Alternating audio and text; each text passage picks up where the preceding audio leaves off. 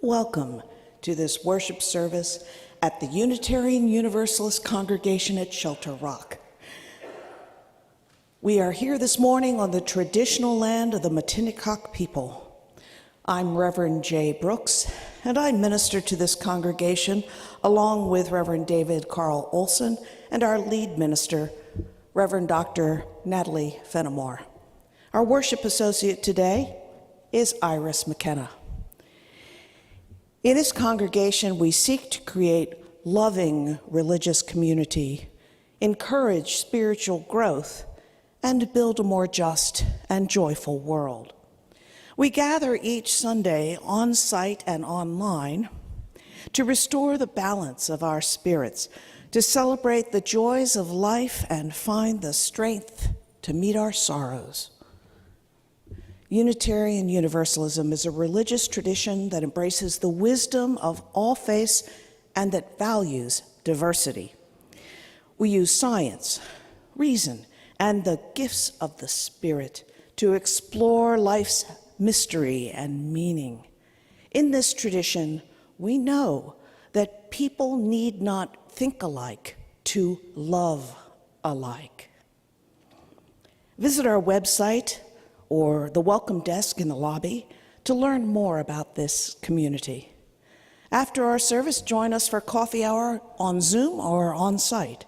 And today, our Sunday lunch is a social justice fundraiser for the Equal Opportunity Commission of the Spinney Hill neighborhood.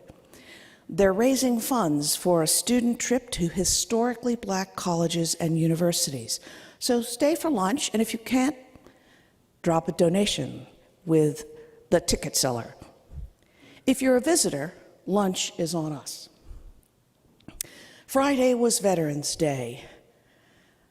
All those who serve sacrifice something, not always their lives, but always something. Some time, some strain, some struggle. And we're grateful for their service. If there are veterans here today, please let us know so we can express our gratitude.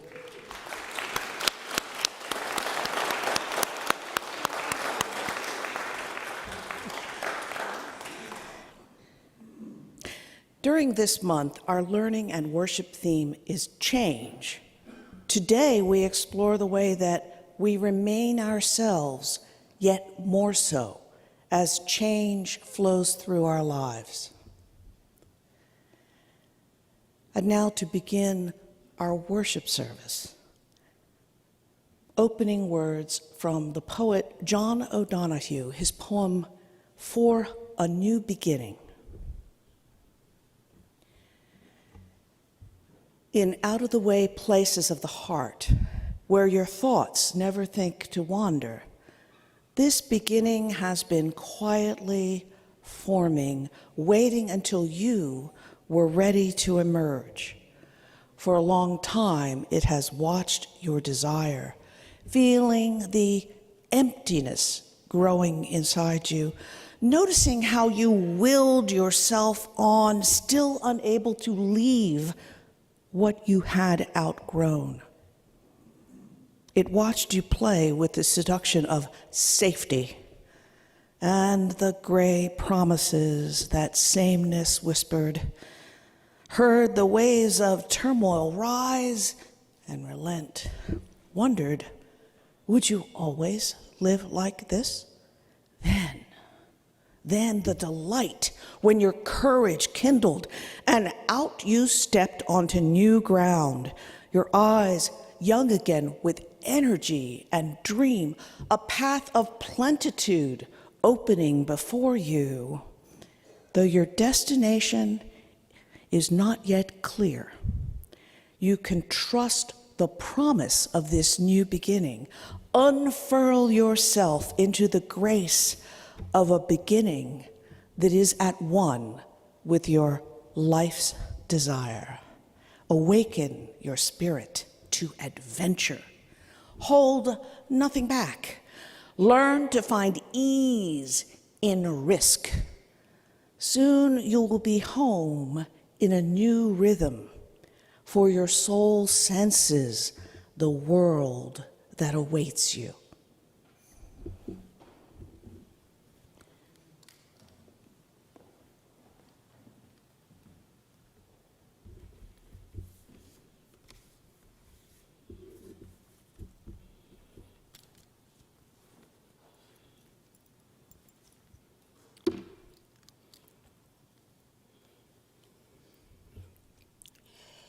Each Sunday, we light the chalice of our religious heritage. We do this for our ancestors who taught us through their various religious traditions and by their actions for justice and hope. We do this for our children who are learning the traditions we teach and who learn more from our actions than our words. We do this for ourselves so that we are inspired to remember our beginnings, reflect on who we are now, and spread our wings as we understand who we seek to become.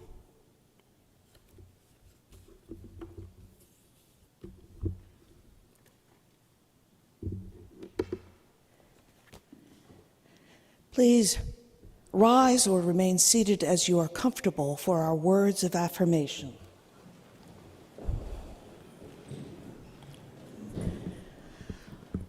Love is the doctrine of this congregation. The quest for truth is its sacrament, and service is its prayer. To dwell together in peace, to seek knowledge in freedom, to serve human need. This do we covenant and affirm with each other. Please remain standing and wear your mask to sing our song of affirmation.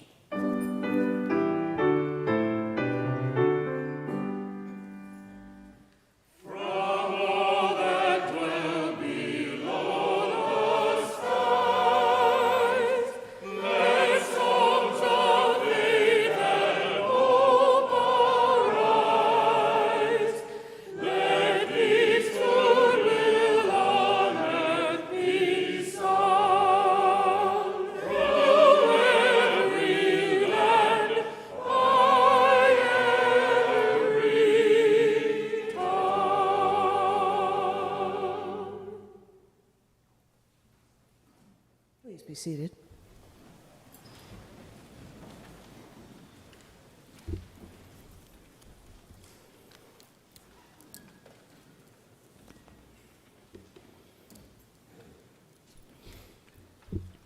Each Sunday, we take up a special collection to support a nonprofit group that serves human needs.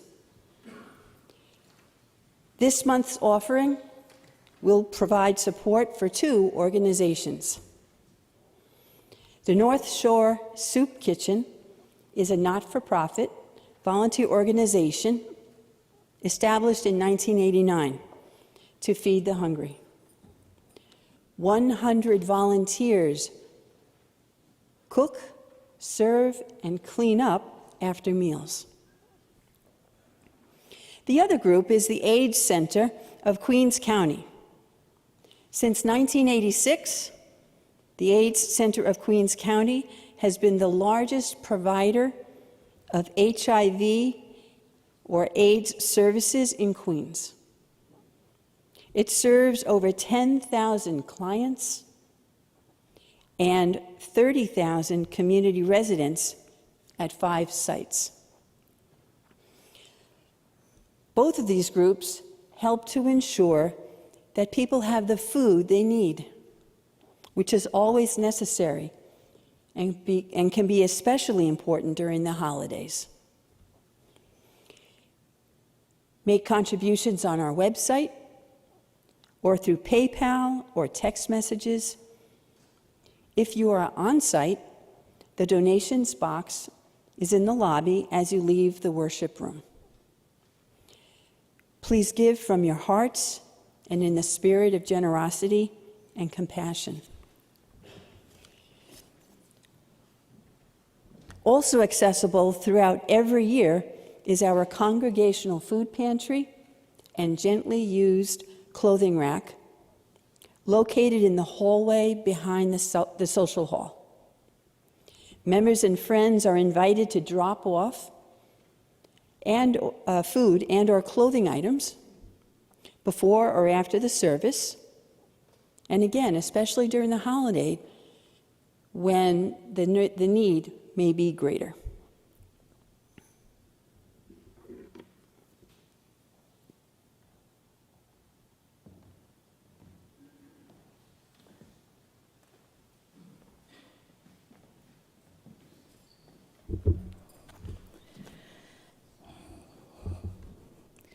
We gather as a community, each of us unique individuals, but drawn together by the values we cherish.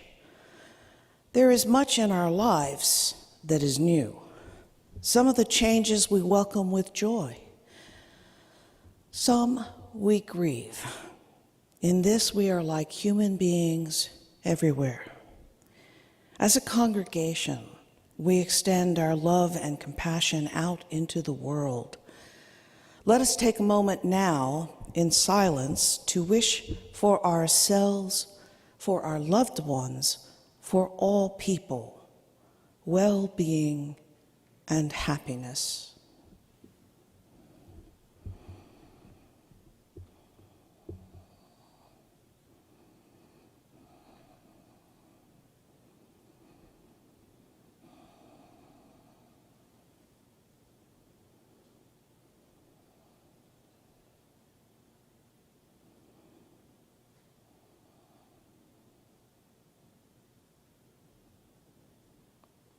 May the spirit of loving kindness fill our hearts and minds. May each of us in every moment carry into the world a bright flame of compassion and hope. May the changes in us and around us bring more love and more peace into the lives of everyone we meet.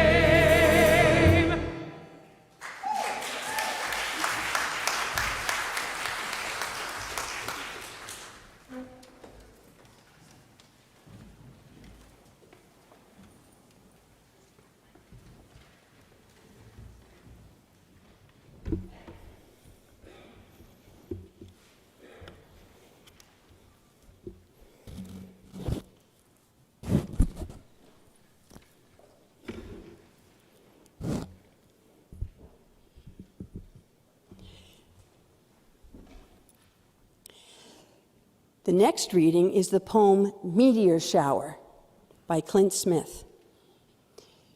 It appears in his book, Counting Descent.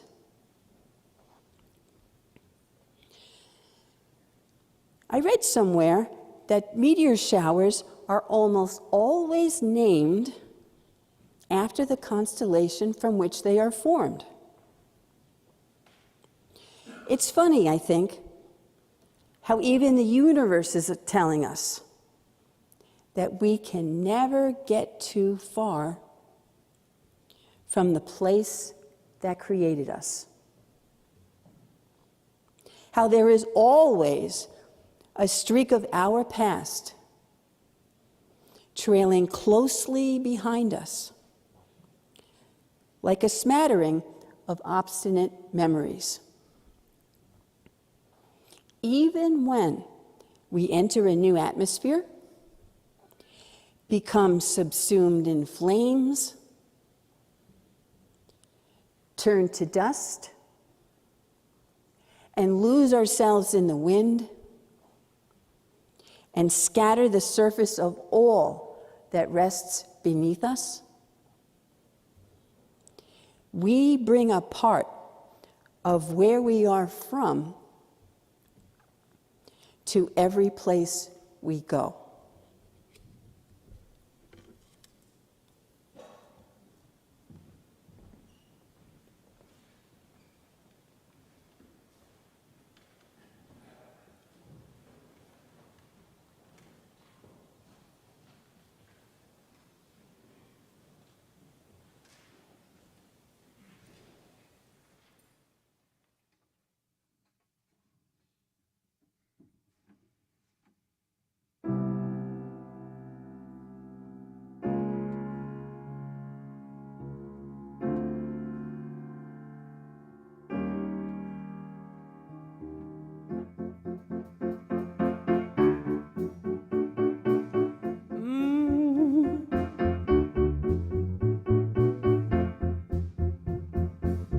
I still don't know what I was waiting for, but my time was running wild, a million dead-end streets, and every time I thought I'd got it made, it seemed the taste was not so sweet. So I turned myself to face me, but I've never caught a glimpse of how the others must see the faker. I'm much too fast to take that test. Changes, turn and face the strange changes. Don't wanna be a richer man. Changes, turn and face the strange changes. Just gonna have to be a different man. Time may change me, but I can't trace time.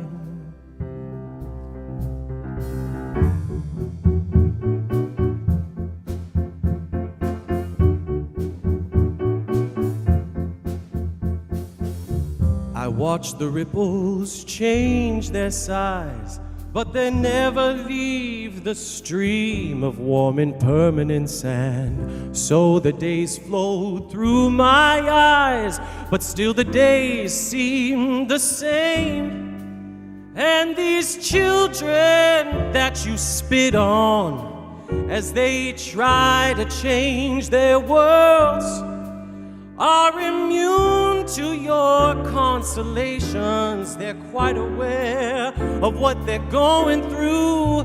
Changes, turn and face the strange. Don't tell them to grow up out of it. Changes, turn and face the strange changes. Where's your shame? You left us up to our necks in it. Time may change me, but you can't trace time. Strange fascination fascinating me. Changes are taking the pace. I'm going through changes. Turn and face the strange changes. Oh, look out, you rock and rollers. Changes. Turn and face the strange. Pretty soon now you're gonna get older. Time may change me, but I can't trace time. I said that time may change me, but I can't trace time.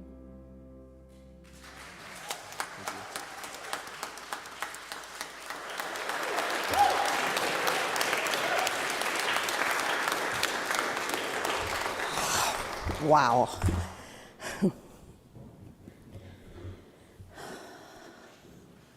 Turn and face the strange. I remember when I was about 10 years old, my father showed me how to sharpen blades on a grinding stone. This particular stone was a wheel mounted solidly to Dad's workbench in the basement. It had a handle that turned very fast, and when turned very fast, it would turn the wheel very fast until it gathered enough momentum that it would continue spinning long after I let go of the handle.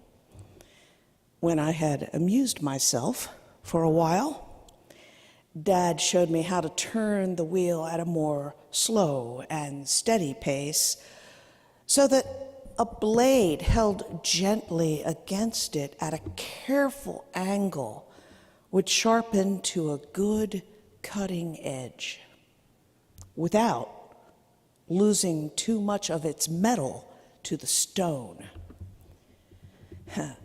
One day we sharpened my grandfather's axe, a sturdy, well-worn tool that my grandfather had used most of his life. Now Dad treasured it.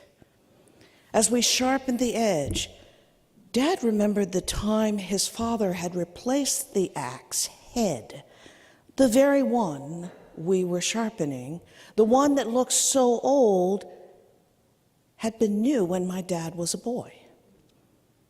And I can remember that soon after that day, my father put a new handle on the old axe. It looked strange, the new wood gleaming in place of the old handle that had shone with the patina of so many years. But to my father, it was still quite obviously his father's axe, the same axe. And so it was for me. That axe got a lot of use during those early years after we'd moved into the rundown Victorian house set among tangled woods and overgrown bushes with a lawn that looked more like a meadow. It was actually quite wonderful. It was magical outdoors. And inside, when we first arrived, there was a big stone sink in the kitchen and a hole in the kitchen ceiling where once there'd been a chimney for the old kitchen wood stove that had been taken away before we moved in. There was a lot to restore. Back then, the author Howard Mansfield hadn't yet written his book on restoration. It was published just at the beginning of the 21st century. He called his book The Same Axe Twice, a title I understood the moment I first heard it. Growing up in that old house with parents who treasured it and the wild land around it, I learned how gentle, careful stewardship of old and overgrown things can yield changes that remain true to the original, true to the root, old, and yet with new elements that allow the old thing to persist and thrive into the future. I think it's like that for people, too. Human beings. We come into the world with a particular genetic heritage, and even before birth, the effects of environment begin to take hold. The environment in which we grow, the people who nurture us or fail us, and sometimes both. The way that we find easy access to art and music and education or not. The events on the world stage that give us a free and secure homeland or that make us refugees or exiles in a foreign land. We bring a part of where we are from to every place we go. And yet, we continue to be ourselves. Do you doubt it?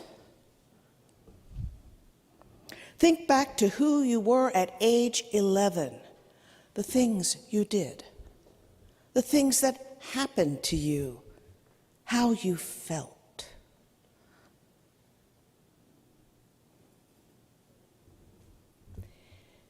Is who you were then so very far from who you are now? Trace yourself from those early days, where you are from, along your many traveled roads to this place. No matter how many times you have recreated yourself, changed your name, restyled your fashion, expanded your knowledge, you are still you. There is always a streak of the past trailing closely behind each of us like a smattering of obstinate memories.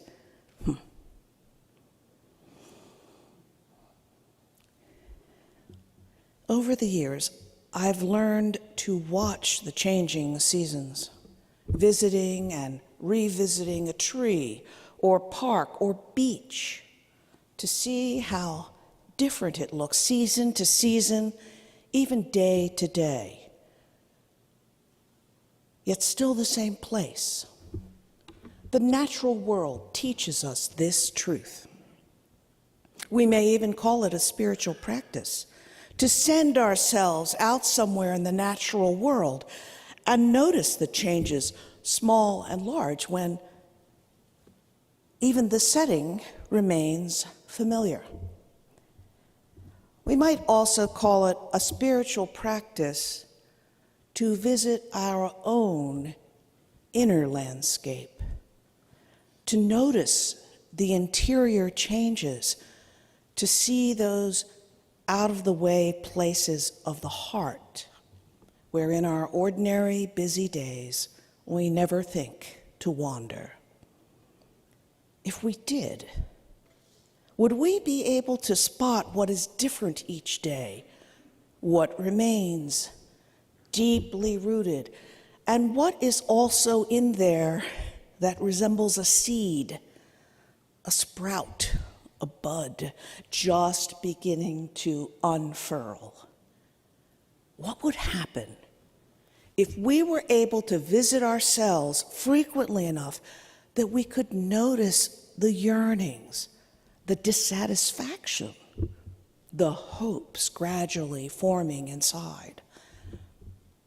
What if we could see how deep within the core of the self, the soul is constantly offering us suggestions for how we might grow?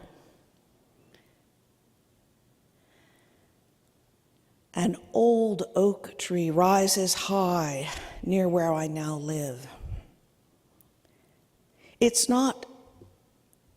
is not solely its massive roots below the ground or its thick trunk, nor solely the acorns it scatters so profusely, nor solely the buds that in spring push aside last year's clinging brown leaves.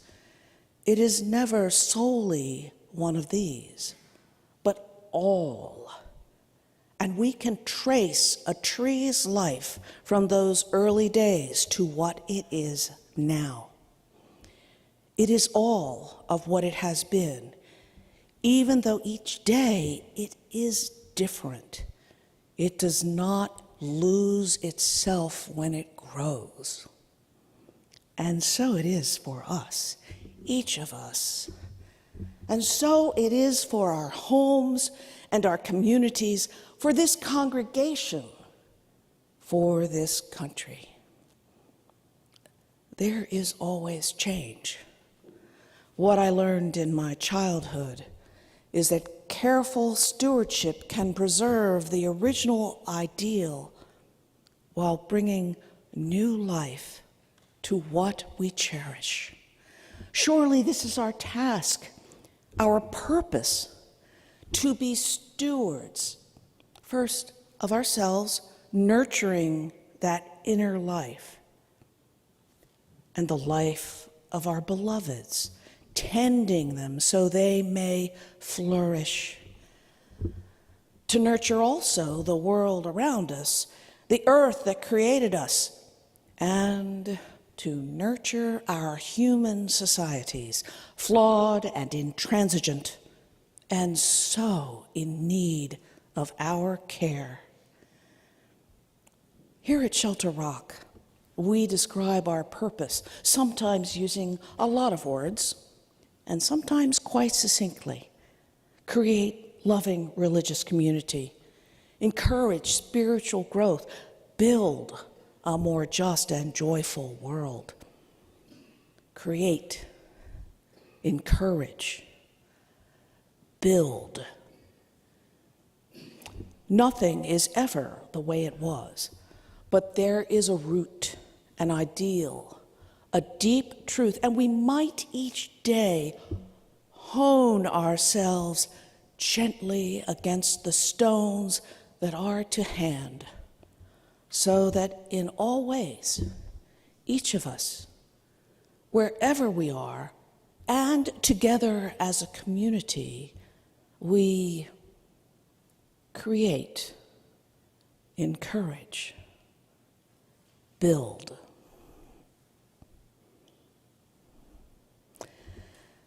Now, please, let's sing together hymn number 1018, Come and Go With Me to That Land. Please rise or remain seated as you are comfortable, and don your mask if you plan to sing.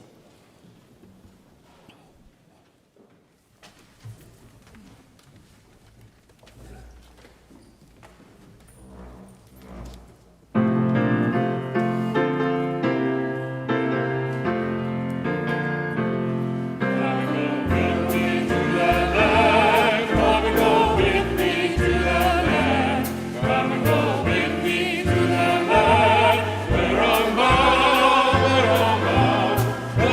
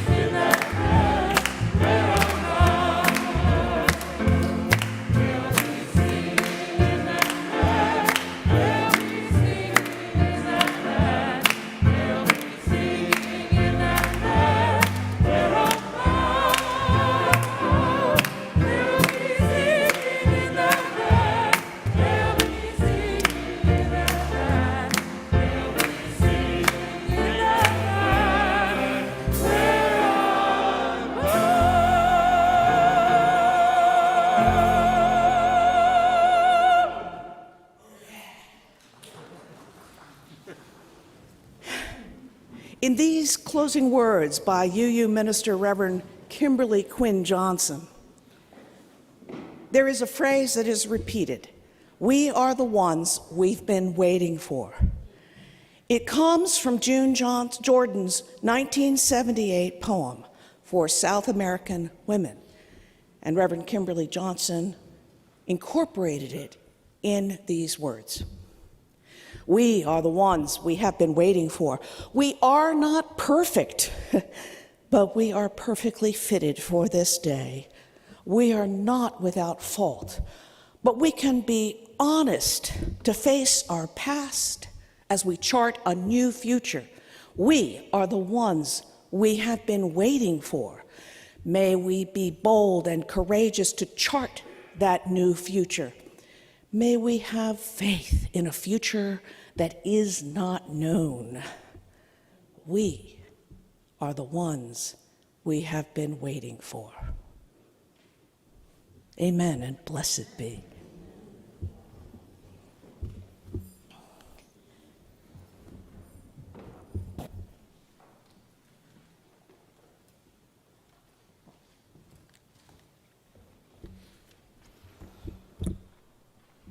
We extinguish this flame, but not the light of truth, the warmth of community, or the fire of commitment. These we carry in our hearts and out into all the world.